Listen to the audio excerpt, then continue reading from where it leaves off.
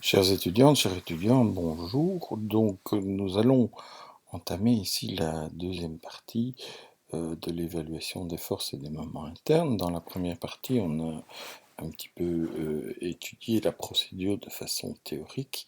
On va mettre ça en pratique avec un exercice qui est présenté ici.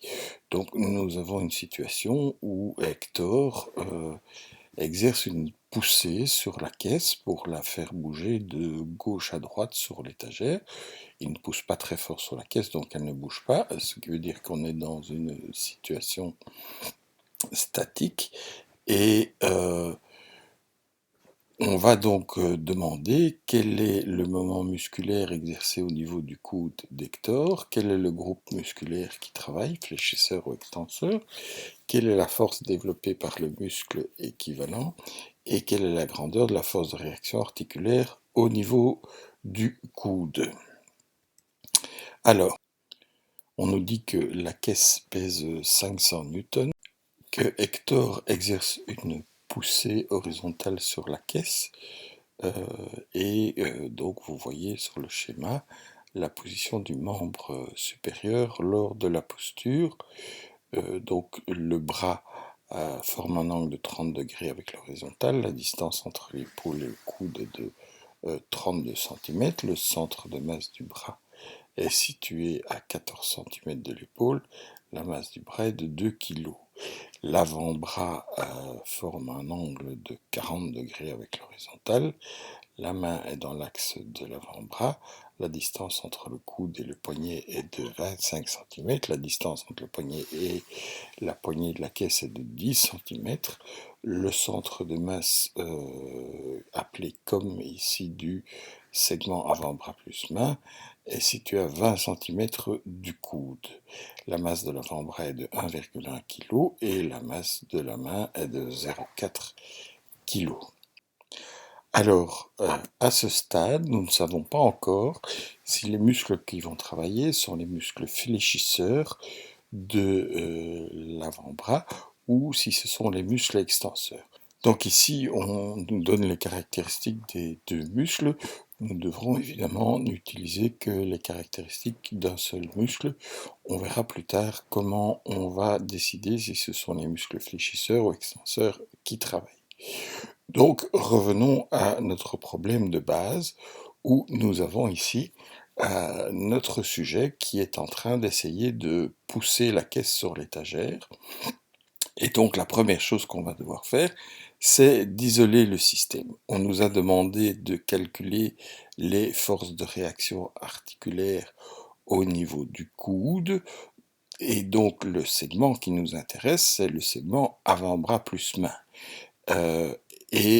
Ce seul segment doit donc être pris en compte. Et donc ce segment, voilà, il est dessiné ici. Donc on va assimiler le segment avant-bras plus main à une tige rigide et indéformable, puisque la main dans l'axe de l'avant-bras, on va pouvoir utiliser dans les tables anthropométriques le segment avant-bras plus main et tout le reste ne va pas nous intéresser. Et donc la seule chose qui nous intéresse, c'est ce segment avant-bras plus main. On va un petit peu agrandir ce segment, voilà. Et donc, là, si je prends maintenant l'énoncé, on nous a donné dans l'énoncé les caractéristiques du bras et de l'avant-bras plus de la main. Les caractéristiques du bras, on n'en a absolument pas besoin, et donc il n'est absolument pas nécessaire d'en tenir compte. Donc on va faire maintenant le bilan des forces qui s'appliquent sur ce segment avant-bras plus main. Donc la première force qui s'applique sur le segment, c'est le poids du segment avant-bras plus main. Et donc c'est une force qui est appliquée au niveau du centre de masse du segment à 20 cm du coude, c'est l'énoncé qui nous le dit. Et l'avant-bras plus la main ont une masse de 1,5 kg qu'on va multiplier par l'accélération gravifique qui va nous dire donc que le poids du segment avant-bras plus main est de 14,7 newtons. On nous dit également que le segment forme un angle de 40 degrés avec l'horizontale. On va maintenant regarder la deuxième force qui s'applique sur le système, qui est la force externe, donc la force que le tiroir va exercer sur la main du sujet. Donc, toujours considérer quand on analyse une force qu'il faut regarder la force que le monde extérieur exerce sur le segment. Il ne faut pas regarder la force que le segment exerce sur la caisse ici. Donc, on regarde la force que la caisse exerce sur le segment. Et donc, si vous regardez le petit schéma en bas, le sujet est en train de pousser la caisse vers la droite, et donc cela veut dire que la caisse exerce une force qui est dirigée vers la gauche sur le segment en question. Et on nous dit que cette force est de 45 newtons. On nous donne également le poids de la caisse 500 newtons, mais cela n'a aucune importance, cela ne rentre pas en compte dans cet exercice. Nous n'avons pas besoin de savoir le poids de la caisse.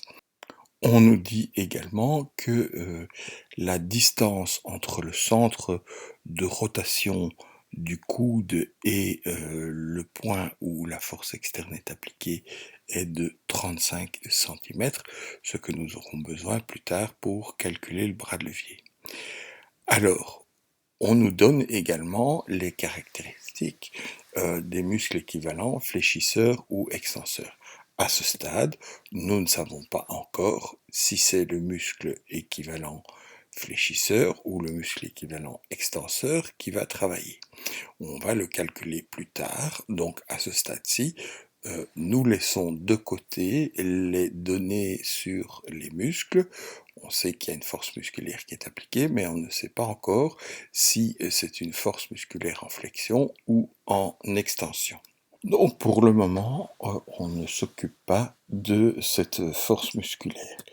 Idem pour la force de réaction articulaire, puisque la force de réaction articulaire, ça va dépendre de la somme des trois autres forces qui sont appliquées sur le système. Or, pour le moment, nous n'en connaissons que deux. Nous ne connaissons pas encore la force musculaire, et donc nous ne pourrons rien dire à ce stade-ci sur la force de réaction articulaire. On va donc maintenant écrire les équations du système, et la première chose qu'on va faire, c'est qu'on va placer le référentiel. Alors, comme on est en train d'étudier le coude, on va donc placer le référentiel au niveau du coude, et on va écrire les équations qui sont les suivantes. Somme des forces égale 0, et donc on peut écrire cette équation suivant ces deux composantes verticales et horizontales par rapport au référentiel. Alors en horizontal, on va avoir la force FE, la force FMX que je ne connais pas encore, et la force FAX que je ne connais pas encore non plus. Et en vertical, on va avoir le poids P, la force FMY, donc la composante verticale de la force musculaire, la force FAY, donc la composante verticale de la force de réaction articulaire. Ces deux dernières forces, je ne les connais pas encore, et donc l'ensemble, la somme de ces trois forces devrait être égale à 0. Et puis on a l'équation des moments. On va calculer le moment lié à la force P, plus le moment lié à la force externe, plus le moment musculaire doit être égal à 0, puisque la force articulaire n'a pas de moment, étant donné que cette force articulaire a un bras de levier qui est nul, puisqu'elle est appliquée, cette force articulaire est appliquée au niveau du point 0,0 du référentiel, et donc son bras de levier est nul, et donc puisque à un moment c'est une force fois son bras de levier, eh bien, le moment lié à la force articulaire est nul. Donc on se retrouve avec une équation où il y a trois moments en compte, le moment lié au poids, le moment lié à la force externe, on va pouvoir calculer ces deux moments, et puis on va pouvoir en déduire le moment lié au muscle. Donc, première chose à faire maintenant, c'est de calculer le moment lié au poids du segment et le moment lié à la force externe. Alors, comme nous l'avons déjà dit précédemment, on sait que l'angle entre le bras, donc l'angle gamma entre le bras et l'horizontale est un angle qui forme un angle de 40 degrés, que le poids du segment est de 14,7 newtons et que la force exercée par la caisse sur l'avant-bras du sujet est de 45 newtons. En tout cas, sa norme est de 45 newtons. Donc, on va maintenant devoir calculer BP et BE, qui sont les bras de levier effectifs de la force P et de la force FE. Et connaissant ces bras de levier, on va pouvoir calculer MP, le moment lié au poids, et ME, le moment lié à la force externe. Et donc, commençons par le moment lié au poids. On sait que la distance entre le coude et le centre de masse du segment avant-bras plus main est de 20 cm. Et donc, comme je vous l'ai dit dans la présentation précédente, pour calculer le bras de levier effectif, on tire une droite qui passe par le vecteur P, et ensuite on trace une ligne qui passe par le centre de rotation du coude et qui est perpendiculaire à cette droite qui passe par le vecteur. Et donc, comme vous pouvez le voir ici sur le dessin, BP est le cosinus de 20 cm multiplié par l'angle gamma qui est de 40 degrés, et donc BP égale 20 cm fois cosinus 40, ce qui donne une longueur de 15 cm et 3 mm. Et donc si je multiplie cette longueur par les 14,7 newtons du poids du segment, eh bien j'obtiens 2,25 Nm, et donc le moment lié au poids est de 2,25 Nm. Il faut encore maintenant que je décide du signe, parce que je vous rappelle que ce qu'on a dit, on prend la norme du bras de levier, on prend la norme du vecteur force, on les multiplie ensemble pour avoir la grandeur, la norme du moment, et maintenant il faut donner un signe au moment. Alors si je regarde maintenant dans quel sens va faire tourner l'avant-bras, dans quel sens l'avant-bras va tourner sous l'action de la force P, eh bien je vois que si je tire sur la force P, le segment va tourner dans le sens horloger, c'est-à-dire que je vais devoir donner un signe négatif à mon moment MP. Alors, on va maintenant refaire la même chose pour la force FE. Donc, je vais d'abord devoir calculer le bras de levier effectif de la force FE. Ça veut dire que je trace une droite qui passe par le vecteur FE, et je trace la perpendiculaire à cette droite qui passe par le coude. Et donc la distance BE que vous voyez indiquée ici sur le schéma est le bras de levier effectif de la force FE. Et ce bras de levier effectif, bien, c'est la distance de 35 cm fois le sinus de l'angle gamma, c'est-à-dire le sinus de 40 degrés. Et donc, si je fais 0,35 fois sinus 40 degrés, j'obtiens 22 cm et demi comme réponse. Et donc si je multiplie ces 22 cm et demi par les 45 newtons qui est la force exercée par le sujet sur la caisse et donc également par la caisse sur le sujet, j'obtiens 10,12 Nm.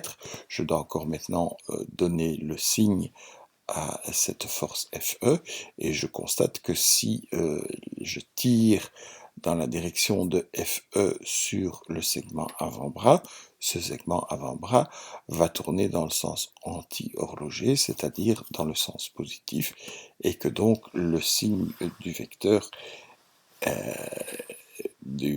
moment est un signe positif. Et donc le moment lié à la force externe est de plus 10,12 Nm. Et donc, comme nous l'avons dit lors de la présentation, de la première partie de cette présentation, la somme des moments est égale à 0. Et ici, nous avons donc trois moments, MP que nous connaissons, ME que nous connaissons également, et nous allons donc pouvoir calculer MM en faisant l'équation suivante, MM égale moins ME moins MP. Alors le moins ici signifie simplement qu'on prend l'opposé du signe de ME et qu'on prend l'opposé du signe de MP. Donc ME valait moins 2,25 Nm et donc moins ME vaut 2,25 Nm et MP valait 10,12 Nm et donc moins MP vaut moins 10,12 Nm.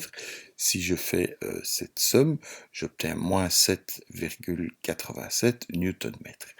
Et donc j'ai maintenant la grandeur et le signe du moment musculaire. Alors la grandeur, 7,87 Nm, mais ce qui m'intéresse maintenant surtout, c'est le signe qui est donc un signe négatif. Cela signifie donc que les muscles ont tendance à faire tourner l'avant-bras dans le sens horloger, et si l'avant-bras tourne dans le sens horloger, ça veut dire que ce sont les extenseurs qui sont en train de travailler. Donc, quand je reprends l'énoncé de mon exercice, je peux éliminer tout ce qui concerne dans mon énoncé les fléchisseurs puisqu'ils n'interviennent pas dans ce mouvement et je ne tiens compte donc que de ce qui se passe au niveau des extenseurs.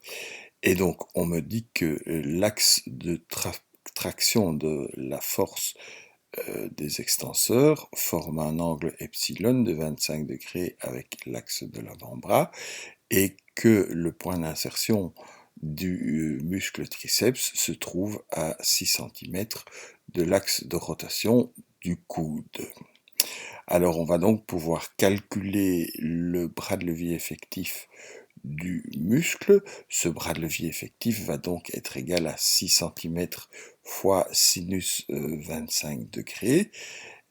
Donc c'est la distance qui vous est présentée ici par la petite double flèche BM.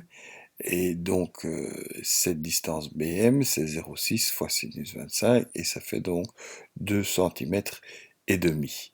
Je vais ensuite pouvoir calculer la force Fm puisque je sais que MM, le moment musculaire, c'est le produit vectoriel de BM fois Fm, et donc si je divise MM par le bras de levier effectif BM, j'obtiens la force musculaire, c'est-à-dire 7,87 Nm divisé par 0,025 m, et ça me donne 315 newtons. Alors, quand vous allez faire le calcul vous-même, vous allez peut-être ne pas trouver 315, vous allez peut-être trouver 310, vous allez peut-être trouver 320, et tout ça dépend évidemment de la façon dont vous avez arrondi tous vos calculs.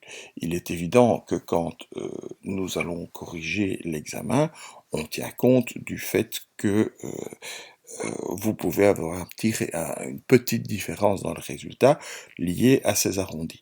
Donc, si vous avez trouvé par exemple 310, ne vous inquiétez pas, vous avez trouvé la bonne réponse. Si vous avez trouvé par contre moins 2500, là évidemment c'est que vous êtes complètement à côté de la plaque.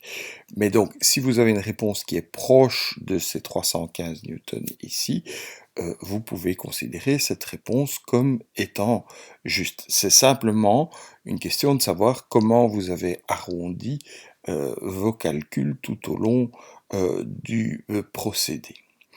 Alors, quand on a maintenant cette force B, cette force Fm qui est la force musculaire, on va devoir calculer la composante horizontale et la composante verticale du vecteur Fm. Donc, ces deux composantes Fmx et Fmy, eh bien, je vais les calculer comme étant égales au cosinus et au sinus de l'angle bêta. L'angle bêta, je ne le connais pas, mais je connais l'angle gamma, et on me dit que l'angle epsilon est de 25 degrés. Alors, vous voyez que l'angle gamma qu'on m'en a donné, eh bien, on peut le reporter de l'autre côté. L'angle est le même à gauche et à droite. Et donc, si vous regardez bien, l'angle bêta, c'est en fait la somme de l'angle gamma et de l'angle epsilon. Et donc, si je fais la somme de ces deux angles, j'obtiens un angle de 65 degrés, donc bêta est égal à 65 degrés, et puis je peux calculer Fmx comme étant le produit de Fm par le cosinus bêta, et je peux calculer Fmy comme étant le produit de Fm par le sinus bêta. Alors, ici, quand j'ai pris 65 degrés, évidemment, on va obtenir deux nombres, 133 et 286, qui sont des nombres positifs. Alors, je dois évidemment mettre maintenant ces vecteurs dans la bonne direction. Alors, le plus simple, c'est évidemment de regarder le schéma. Et on voit très bien que le vecteur Fm est dirigé vers le bas et vers la gauche, et donc ça veut dire que la composante Fmx et Fmy vont être toutes les deux négatives. Et donc là, je dois déterminer simplement, intuitivement, quel est le signe de ces deux vecteurs. Une fois que je connais les composantes Fmx et Fmy, eh bien, je vais pouvoir calculer les composantes Fax et Fay de la force de réaction articulaire, qui va donc, cette force de réaction, être la somme des autres forces. Et donc, Fax va être égal à moins Fmx moins Fe. Quand je dis moins, c'est-à-dire c'est toujours le signe opposé au signe des deux vecteurs. Fmx avait un signe de moins 133 newtons, et donc moins Fmx a le signe de 133 newtons. Idem pour la force Fe, elle avait un signe de moins 45 newtons, et donc moins Fe a le signe de plus 45 newtons, pardon. Et donc si je fais la somme des deux, j'obtiens 178 newtons. Alors je fais maintenant la même chose pour les forces verticales, et donc vous voyez que Fmy et P sont deux forces dirigées vers le bas, donc des forces négatives, et donc que leur opposé ont des valeurs positives, 286 newtons et 14,7 newtons.